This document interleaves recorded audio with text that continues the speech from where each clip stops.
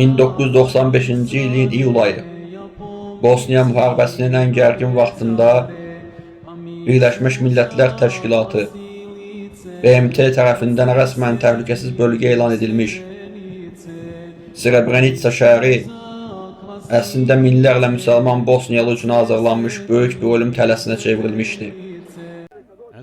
Şəhəri qorumakla vəzifələndirilmiş BMT-nin Hollandiyalı sülh məqamlı əsgərləri Daçbat, Serb generalı Ratko Mladiçin rəhbərlik etdiyi ağır silahlı qoşullar qarşısında heç bir müqavimət göstərmədilər.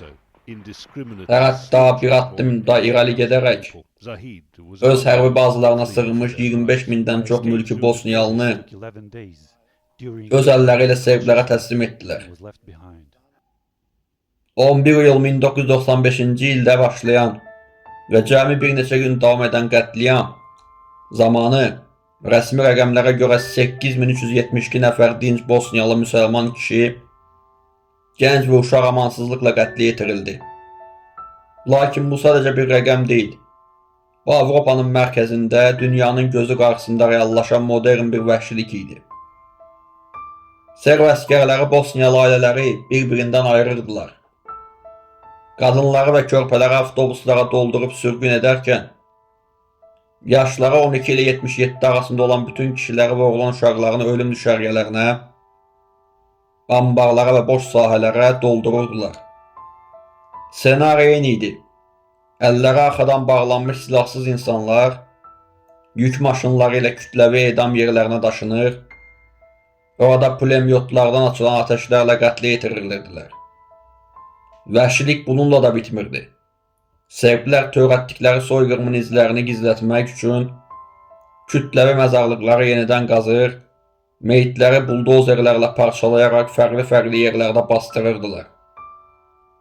Məhz bu səbəbdən bugün də hər il Srebrenicadakı kütləvi məzarlıqlardan tapılan və yalnız DNT analizləri ilə kimliyi müəyyən edilən sümüklər Potoçari məzarlığında torpağa tapşırılır. Srebrenicada anaların gözü qarşısında körpələrin başları kəsilir, qadınlar kütləvi şəkildə təcavüzə maruz qalır və insanlar diri-diri bastırılırdı. Bu sadəcə hərbi cinayət deyil, bəşəriyyətin vicdanının tamamilə yox olduğu an idi. Serblər bu qətliamı niyə törətdilər? Oradakı insanlar sırf müsəlman olduqları üçün mü hədəf seçildilər? Bəli, cavab tamamilə bəllidir. Bosniyalılar Slavyan mənşəli xalq olsalar da, Osmanlı dövründə İslamı qəbul etmişdilər. Və Serb millətçilərinin nəzərində onlar türk və yadelli idilər. Serb ordusunun komandanı Ratko Mladiç Srebrenicaya daxil olarkən kameraya baxaraq bu sözləri demişdi. Bugün 11 iyul 1995-ci ildə biz Srebrenicanı Serb millətinə hədiyyə edirik. Nəhayət ki, bu torpaqlarda türklərdən, yəni müsəlmanlardan intiqam almaq vaxtı gəlib çatdı. Bu ifadə qətliamın birbaşa dini və etnik nifrət üzərində qurulduğunu sübut edir. Serblər Bosniyada Böyük Serbiya, bütün serbləri birləşdirən dövlət yaratmaq istəyirdilər. Və bu yolun üzərindəki müsəlman əhalini tamamilə təmizləməyə, etnik təmizləmə qarşılarına məqsəd qoymuşdular. Onlar Bosniyalıları 100 illər əvvəlki Osmanlı idarəçiliyinin qalığı kimi görür və onlara qarşı tarixi nifrət bəsləyirdilər.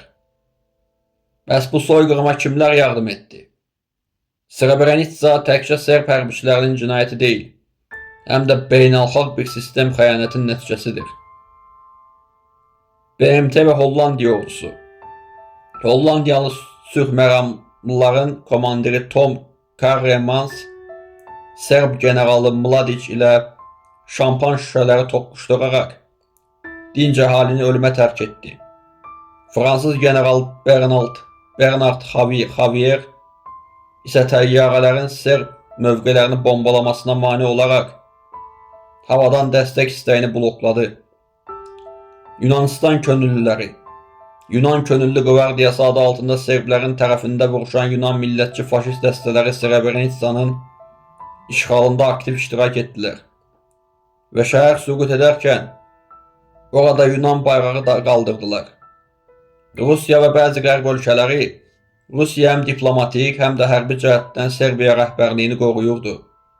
Qərb ölkələri isə uzun müddət Bosniyaya silah idxalına ambargo qoyaraq müsəlmanların özlərini müdafiə etmək imkanını əlindən aldı.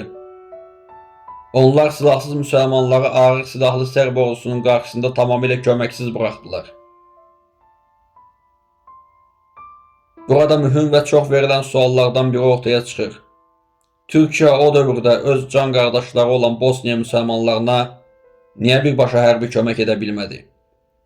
Bunun səbəbləri o dövrün Türkiyəsinin daxili və xarici siyasi reallıqları ilə bağlıdır. Daxili siyasi və iqtisadi böhran.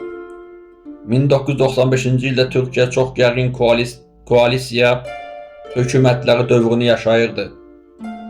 Ölkə dərin iqtisadi böhran içində idi və daxildə PKK terror təşkilatına qarşı tarixin ən böyük hərbi əməliyyatları aparılırdı. Ordu və dövlət resursları daxili təhlükəsizliyə yönəlmişdi. Coğrafi maneə və beynəlxalq hüquq. Bosniya ilə Türkiyə arasında coğrafi quru əlaqəsi yoxdur. Arada Yunanistan, Bolqaristan kimi ölkələr yerləşir. Türkiyənin bir tərəfli qaydada Bosniyaya ordu yeritməsi beynəlxalq hüquqa görə müdaxilə və müharibə elanı sayılardı ki, bu da Türkiyənin NATO və Avropa ilə üz-üzə qoyardı. Gizli yardımlar xətti. Birbaşa ordu göndərə bilməsə də, Türkiyə Bosniyanı taleyin ümidinə buraxmadı. Türkiyə kəşfiyyatı və ordusu gizli yollarla Bosniya ordusuna külli miqdarda silah, sursat və hərbi lojistik dəstək təmin etdi.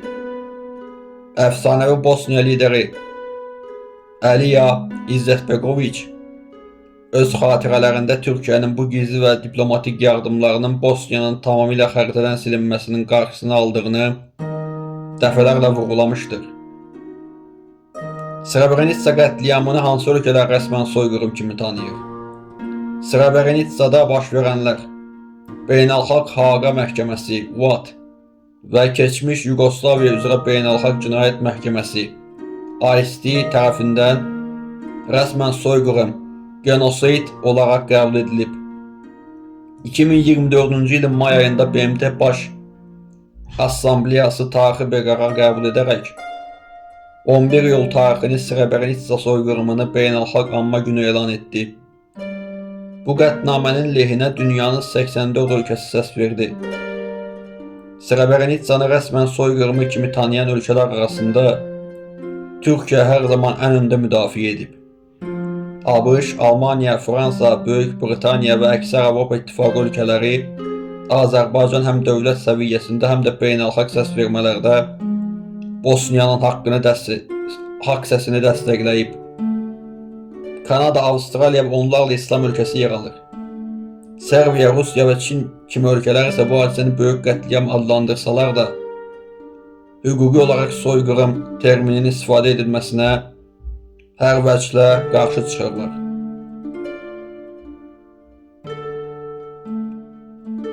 Srebrenitsa bizə sübut etdi ki, beynəlxalq təşkilatların verdiyi vədlər, kağız üzərindəki qanunlar, silahlı və nifrət dolu bir düşmən qarşısında insanı qoruya bilmir. Alija İzzetbegoviçin dediyi kimi, nə edirsinizsə edin, amma soyqırımı unutmayın. Çünki unudulan soyqırım həmişə təkrarlanır. Dostlar, bura kimi.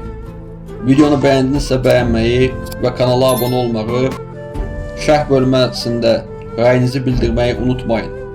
Sağ olun və Allah amanında qalın.